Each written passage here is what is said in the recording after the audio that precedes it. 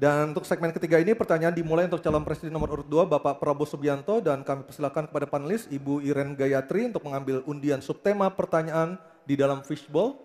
Kami persilakan Bu Iren.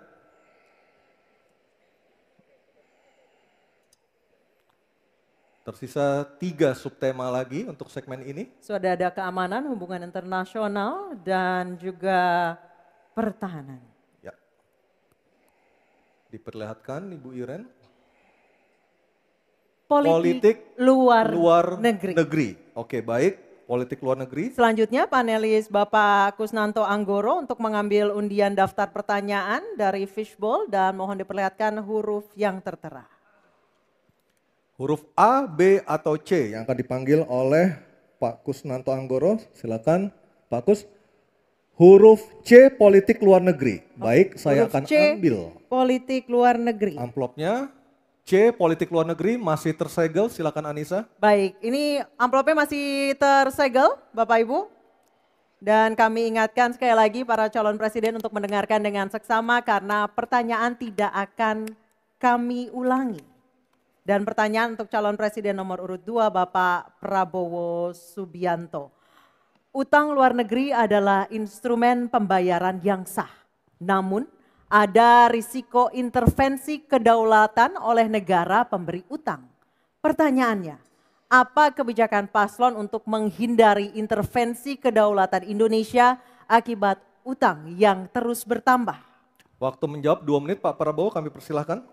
Baik, mengenai utang luar negeri, ternyata Indonesia sekarang hutang luar negeri kita sebagai rasio perbandingan terhadap produk domestik bruto kita salah satu terendah di dunia. Jadi masih kita sekitar berada di sekitar 40%, sedangkan banyak negara jauh di atas kita. Kedua, kembali lagi dengan manajemen yang prudent, pengelolaan yang baik, dan dengan strategi ekonomi yang tepat, terutama dengan hilirisasi, di mana kita bisa mendapat keuntungan sebagai bangsa, ini memperkuat posisi tawar kita. Jadi saya kok tidak terlalu khawatir negara lain mau intervensi kita soal hutang. Kita sangat-sangat dihormati, kita tidak pernah default. Saya keliling seluruh dunia, mereka sangat hormat dengan Indonesia, kita tidak pernah gagal hutang. Dan saya sangat optimis, tapi kembali kita harus punya kekuatan pertahanan yang kuat supaya tidak bisa diintervensi, tidak bisa digertak, tidak bisa diintimidasi. Hanya dengan kekuatan kita akan dihormati dan kita akan amankan kekayaan kita, amankan ekonomi kita, amankan pembangunan kita menuju Indonesia makmur, Indonesia kaya. Terima kasih. Masih ada sisa waktu Pak Prabowo? Ya, mohon tenang. Saya tegaskan kembali ya bahwa pelajaran sejarah manusia yang lemah akan selalu ditindas. Kita lihat saja apa yang terjadi di Gaza. Kita tidak boleh lemah, kita tidak boleh. Baik, waktu habis. Lindas oleh bangsa lain. Pak Prabowo, kami persilakan kepada calon presiden nomor urut 1 Bapak Anies Baswedan untuk menanggapi jawaban dari capres nomor urut 2 dalam waktu. Oke, silakan Anissa. Baik, selanjutnya capres nomor urut 2, jawaban capres nomor urut 2 akan ditanggapi oleh calon presiden nomor urut 3 Bapak Ganjar Pranowo. Kami persilakan Bapak, Anda 1 menit. Kita membaca buku Convention of Economic Hitman dari John Perkin, bahwa hutang-hutang itu memang bisa mematikan. Maka hati-hati kalau mau hutang. Terutama pada infrastruktur yang punya risiko tinggi. Kita mesti hitung betul, kita mesti prudent betul. Karena ini pernah dilakukan dan membuat banyak negara kolaps karena hutang. Namun demikian, kalau mau pakai kekuatan dalam negeri, artinya wajib hukumnya kita mendorong ekonomi tumbuh 7%, kemudian govern berjalan bisa dengan baik, maka ICOR bisa turun 4%, dan kemudian kita mesti betul-betul anti korupsi. Kalau itu tidak dilakukan, maka tidak akan tumbuh ekonomi yang ada di tempat kita. Ease of doing business mesti dilakukan. Hanya saja memang kalau kita bicara pada industri pertahanan kita, mesti kita kuatkan industri dalam negeri.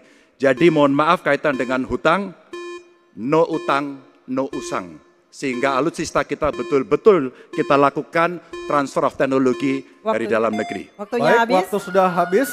Mohon tenang, mohon tenang, mohon tenang. Sekali lagi mohon tenang. Kami persilakan kepada calon presiden nomor urut 1, Bapak Anies Baswedan menanggapi jawaban dari capres nomor urut 2 dalam waktu 1 menit, Pak Anies. Sebaiknya disebutkan berapa persentase yang ideal, Pak, untuk kita di Indonesia. Kalau hanya mengatakan bahwa kita termasuk yang terbaik, berapa angkanya? Menurut hemat kami, kita harus bisa mencapai maksimal angka 30% dari GDP. Sehingga kita aman di situ, di bawah 30%. Dan itu caranya apa? Dengan satu, menata hutangnya, yang kedua memperbesar GDP-nya. Yang tidak kalah penting adalah melakukan pengembangan skema-skema yang lebih kreatif dalam mencari hutang luar negeri, termasuk pelibatan swasta.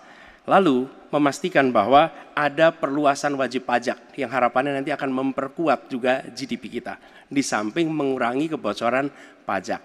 Dan hutang-hutang yang kita gunakan untuk aktivitas produktif. Jangan hutang itu digunakan untuk kegiatan yang non-produktif. Misalnya, hutang dipakai untuk membeli alutsista bekas oleh Kementerian Pertahanan. Itu bukan sesuatu yang tepat. Justru kita harus sebaliknya yang kita kerjakan. Baik. Terima kasih. Harap tenang dulu. Harap tenang dulu. Kita kembali ke calon presiden nomor urut 2, Bapak Prabowo Subianto, untuk merespon tanggapan dari kedua capres. Waktu Bapak 1 menit, silakan. Saya nggak mengerti. Jangan-jangan guru kita, buku kita sama, Pak Ganjar. Kok saya banyak sependapat. Terus aja. Saya akan bilang AA. Saya bukan orang macam-macam. Tapi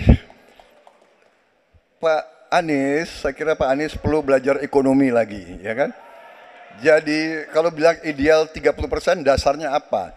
Yang di bawah kita itu Arab Saudi, Rusia, pokoknya negara-negara yang punya sumber alam yang luar biasa. Tetapi 40% ya salah satu terendah sekarang. Jadi kalau kita mau bangun industri, tadi saya setuju sebagian dari yang Bapak sampaikan. Oh iya, kenapa? Yang penting utang itu produktif. Itu saya setuju. Tapi kita bisa sampai 50%, tidak ada masalah. Kita tidak pernah default. Kita tidak pernah default. Kita dihormati di dunia. Baik. Terima kasih. Baik, terima kasih. Baik, kita beralih ke pertanyaan untuk calon presiden nomor urut 3, Bapak Ganjar Pranowo. Kami persilakan panelis Laksamana TNI Purnawirawan Profesor Dr. Marsetio mengambil undian sub pertanyaan kelima dalam fishbowl. Baik. Tinggal tersisa 2 pertanyaan lagi. Apa yang diambil oleh Pak Marsetio? Kita perlihatkan ke kamera, Pak. Geopolitik. Baik, geopolitik adalah subtema kelima.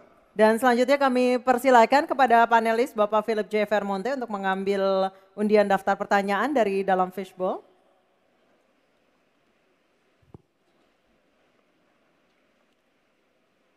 Huruf A. Geopolitik huruf A. Geopolitik Saya huruf ambil A. Baik. amplopnya, masih tersegel. Silakan Anissa. Baik, kita akan buka amplop yang tersegel ini. Subtema kelima yang harus dijawab adalah tentang geopolitik. Dan kami ingatkan kembali kepada calon presiden untuk mendengarkan dengan seksama karena pertanyaan tidak akan kami ulang. Dan pertanyaan untuk Bapak Ganjar Pranowo adalah konflik Laut Cina Selatan belum selesai dan Code of Conduct belum disepakati. Bahkan menjadi arena persaingan hegemoni Amerika Serikat dan Tiongkok. Pertanyaannya, apa inisiatif baru yang ditawarkan paslon agar Indonesia berkontribusi dalam mengelola konflik Laut Cina Selatan? Waktu menjawab 2 menit Pak Ganjar, kami persilahkan. Indonesia bukan claimant.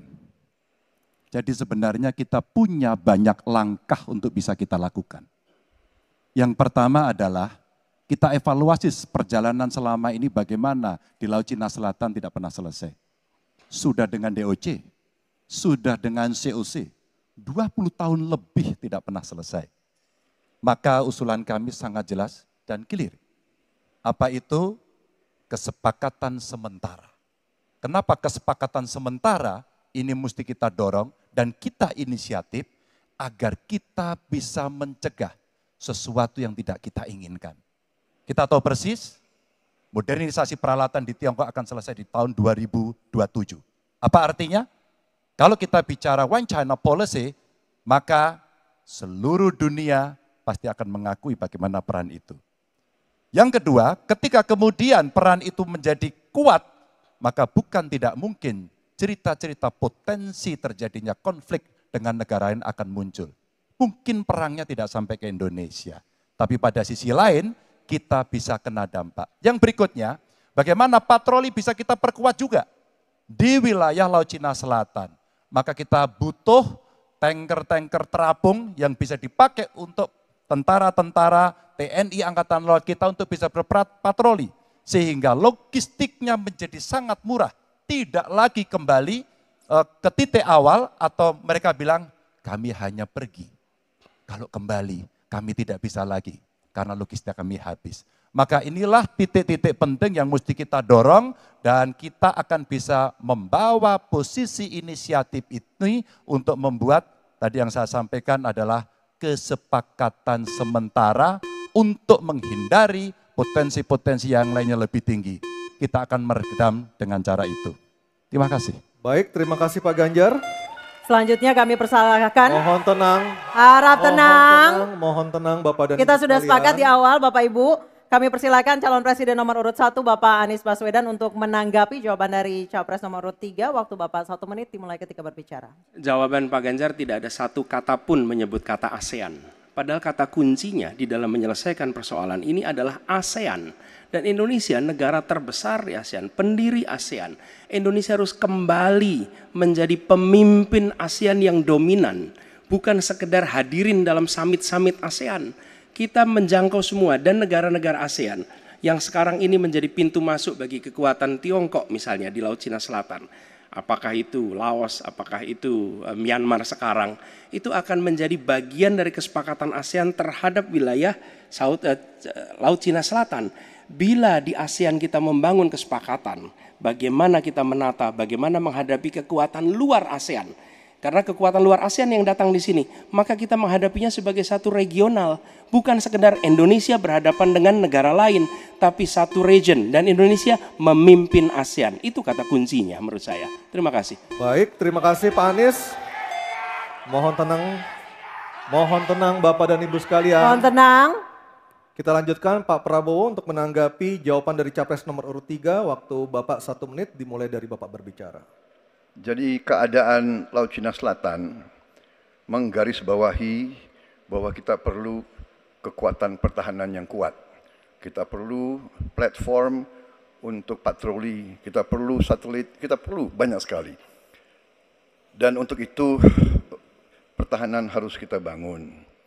Dan tadi ya sekali lagi Pak Anies ngomong-ngomong barang bekas karena Pak Anies rupanya tidak mengerti masalah pertahanan. Ya, tidak. Saya bersedia Pak Anies mengundang Pak Anies di tempat yang Pak Anies suka, kita diskusi. Saya akan bawa data. Saya akan bawa data yang sebenar-benarnya. Ya. Jadi barang-barang bekas itu menurut saya menyesatkan rakyat. Itu Pak tidak pantas seorang profesor ngomong begitu. Ya.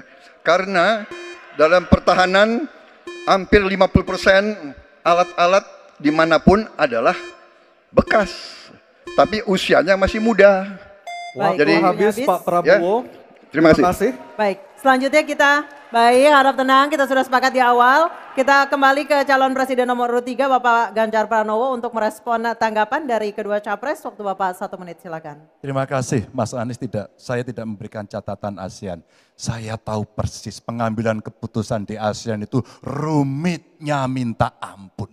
Karena harus dengan konsensus. Maka kenapa banyak persoalan tidak selesai. Disitulah ketika kemudian amanah yang diberikan kepada saya, revitalisasi ASEAN. Agar kemudian pengambilan keputusannya tidak bulat. Sehingga kalau kita berbicara Laut Cina Selatan kemudian menggerakkan ASEAN, oke itu betul. Tapi terbayangkan DOC, COC yang sudah lamanya minta ampun 20 tahun lebih tidak pernah selesai. Maka pengambilan keputusannya, proses pengambilan keputusan di ASEAN itulah yang mesti juga kita review sehingga akan bisa lebih cepat. Yang berikutnya, saya sepakat alutsista angkatan laut yang ada di sekitar sana harus menjadi prioritas. Dan begitu saya jadi presiden, kita tunjukkan kedaulatan kita, gas yang ada di Natuna Utara harus dieksploitasi oleh kita sendiri untuk menunjukkan power kita Baik. pada Waktu dunia. sudah habis Pak Ganjar, Habis. terima kasih. Oke. Mohon tenang, masih ada satu sub pertanyaan lagi yang harus dijawab oleh ketiganya pada sesi ini, pada segmen ini. Kami beralih ke pertanyaan untuk calon presiden nomor urut 1, Bapak Anies Baswedan, dan kami persilakan kepada Profesor Dr. Widya Setiabudi Sumadinata untuk mengambil undian pertanyaan subtema. Silakan Pak Widya. Ini adalah yang terakhir. Yang ke-6. Yang diambil oleh Pak Widya, subtemanya adalah globalisasi. Baik, globalisasi subtemanya. Baik, selanjutnya kami kembali persilakan panelis Ibu Kuri Maharani Savitri untuk mengambil undian daftar pertanyaan dari dalam fishbowl dan memperlihatkannya kepada moderator dan juga kepada hadirin serta kepada para capres. C. Globalisasi C. Baik, saya ambil amplopnya C, globalisasi masih tersegel. Anissa silahkan. Baik, sekali lagi masih tersegel. Ini globalisasi huruf C. Kita akan lihat bersama. Kami ingatkan kembali sekali lagi bagi para calon presiden untuk mendengarkan pertanyaan dengan seksama karena kami tidak akan ulang. Pertanyaan untuk Bapak Anies Baswedan adalah globalisasi membuka peluang masuknya budaya asing ke Indonesia, tetapi juga memungkinkan budaya Indonesia untuk mendunia. Pertanyaannya, bagaimana strategi paslon mempromosikan budaya populer Nusantara untuk mendukung pertumbuhan ekonomi nasional? Waktu Bapak menjawab 2 menit Pak Anies, kami persilahkan. Ya. Negara harus mengalokasikan sumber daya yang cukup di bidang kebudayaan. Bukan dipandang sebagai biaya, tapi dipandang sebagai investasi. Dengan begitu, maka karya-karya kita, dari mulai kuliner, karya seni seperti film, itu menjadi tumbuh berkembang dan kemudian bisa dibawa ke level global. Dan kita berencana di dalam diplomasi ini melibatkan semua, diaspora dilibatkan, mahasiswa dilibatkan. Mereka yang berada di luar diajak menjadi bagian dari diplomasi. Kemudian yang tidak kalah penting, kita ingin membangun rumah kebudayaan Indonesia di tiap-tiap region di seluruh dunia. Sehingga di tiap-tiap region kita akan memiliki satu tempat di mana Indonesia menunjukkan karya budayanya. Di mana kita menjual kepada mereka bukan sekedar komoditas-komoditas perekonomian, tapi juga kita menawarkan kepada mereka nilai karya budaya Indonesia. Kemudian kuliner, kita merencanakan untuk membantu mendorong tumbuhnya restoran-restoran, kafe-kafe Indonesia di berbagai kota besar di seluruh dunia. Sebagaimana sekarang di Jakarta kami menyaksikan banyak sekali restoran asing di sini. Kita harus memiliki rumah kuliner Indonesia di berbagai tempat. Dan itu siapa? Negara yang ada di belakangnya. Negara yang fasilitasi. Dengan begitu maka swasta yang terlibat akan bisa mengelola ini, tapi awalnya investasi dari negara. Dan lalu disiapkan kredit yang memungkinkan bagi usaha kecil mikro untuk menjadi bagian dari diplomasi kebudayaan Indonesia. Kemudahan di dalam permodalan, kemudahan di dalam mengakses pasar internasional, itu semua dilakukan supaya seluruh jajaran bisa terlibat di dalam kampanye diplomasi kebudayaan Indonesia. Terima kasih. Baik, terima kasih Pak Anies. Baik, selanjutnya calon presiden nomor urut 2. Harap tenang. Mohon tenang, Bapak dan Ibu, mohon tenang. Calon presiden nomor urut 2, Bapak Prabowo Subianto untuk menanggapi jawaban dari capres nomor urut 1. Waktu Bapak 1 menit, silakan. Saya kira yang disampaikan Pak Anies masuk akal ya, walaupun memang itu bersifat normatif ya. Memang kembali kalau dikatakan negara yang harus berperan, kuncinya adalah bahwa kita ini harus punya dana yang cukup. Kita harus punya tabungan yang cukup. Kita harus punya sovereign wealth fund yang cukup. Untuk itu kita harus punya laba yang cukup. Kita harus punya neraca perdagangan yang positif kita harus punya tabungan yang banyak, dan untuk itu hanya bisa dilakukan dengan hilirisasi, dengan penghematan, dengan efisiensi, dengan penerimaan pajak yang baik dan yang efisien. Saya kira itu. Baik, terima kasih Pak Prabowo. Selanjutnya kita dengar, mohon tenang, kita dengar tanggapan ataupun jawaban dari calon presiden nomor urut 3 Bapak Ganjar Pranowo menanggapi jawaban capres nomor urut 1. Waktu Anda 1 menit Pak Ganjar, kami persilahkan. Teknologi digital sudah mendunia, kita semua menggunakan itu. Maka ada satu kata namanya viralisme. Maka ketika kemudian ada yang konvensional, kita mendorong agar para duta besar kita, diplomat kita untuk menjadi tenaga pemasar, mereka menjadi fasilitator, mereka juga kemudian mempromosikan yang ada di dalam negeri maupun menarik yang potensi di luar negeri ke dalam negeri dengan berbagai kerjasama dan fasilitasi dari negara, maka viralisme sebenarnya bagian yang bisa kita dorong dari tanah air sendiri. Kalau kita lihat Nicky, Rich Brian, Karina seorang intelektual yang hebat sekali yang menemukan antivirus AstraZeneca. Dia diaspora yang hebat, kita promosikan, kita viralkan. Nicky Rich Brian, Voice of Baceprot yang kemudian mendunia kita fasilitasi, maka dialah yang akan bisa mendapatkan keuntungan dan sekaligus menjadi diplomat Indonesia. Sudah habis, Pak Ganjar. Oke, harap tenang. Mohon harap tenang. Harap tenang. Selanjutnya kita kembali ke calon presiden nomor urut 1 Bapak Anies Baswedan untuk merespon tanggapan dari kedua capres. Waktu Bapak 1 menit, silakan. Terima kasih, kami bersyukur sekali bahwa Bapak-Bapak berdua sepaham dengan apa yang kami gagas. Dan ketika kami ditugaskan sebagai Presiden Republik Indonesia, sebagai Panglima Diplomasi, maka setiap kegiatan ke luar negeri adalah bersama dengan delegasi kebudayaan, delegasi seni.